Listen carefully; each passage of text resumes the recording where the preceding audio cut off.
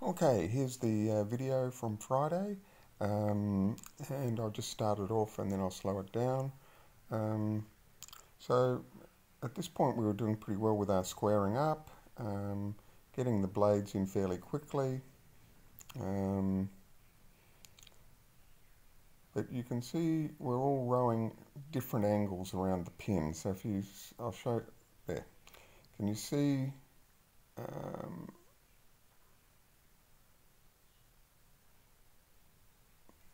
so that's what we call the setup in the boat. So what we need to do is next time we go out, I'll show you how to set that up so that we don't have that issue. And so what that does is you're trying to lever the boat forward, and the fixed point is the pin. And then what we're trying to do is we're trying to get us all to row the same arc around that pin. And at the moment we're all rowing a different arc. So what happens is you don't get that feeling of four people sending the boat, four people all driving around the arc at the same point. You get this feeling of, yeah, a bit of drive, but you don't get this feeling of the real acceleration. If we were to adjust how we're sitting, that would make a big difference.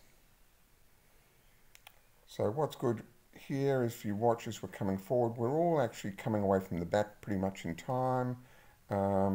We could all have a little bit more rock over, so we should all hold our knees down a little bit longer, and some of us are just moving our shoulders as we're coming into the front. So generally the rule of thumb is by quarter slide we should all be rocked over.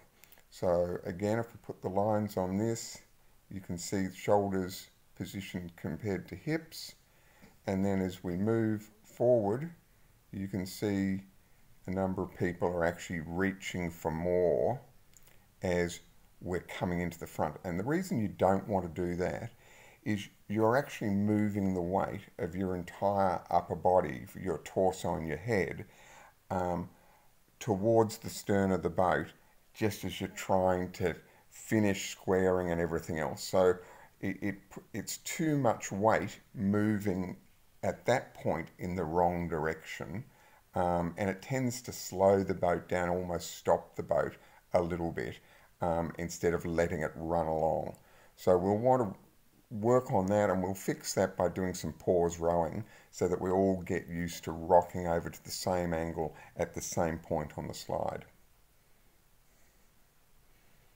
So you can see that issue there with the work around the pin, and that's simply fixed by us setting ourselves up in the boat a bit better.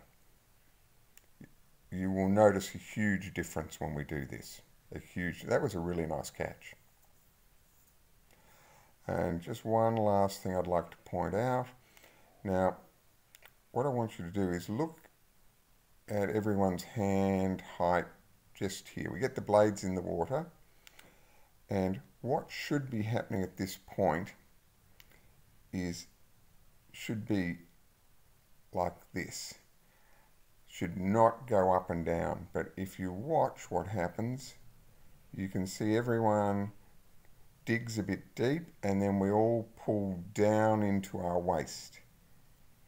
And that's not correct. What we should be doing is drawing it straight into our body and then having the more pronounced tap out, where we really drop the handle to get the blade out of the water.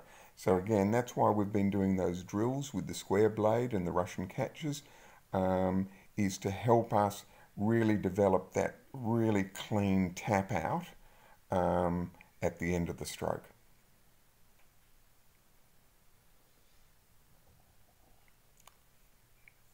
There we go. Okay, so that's the end of the video.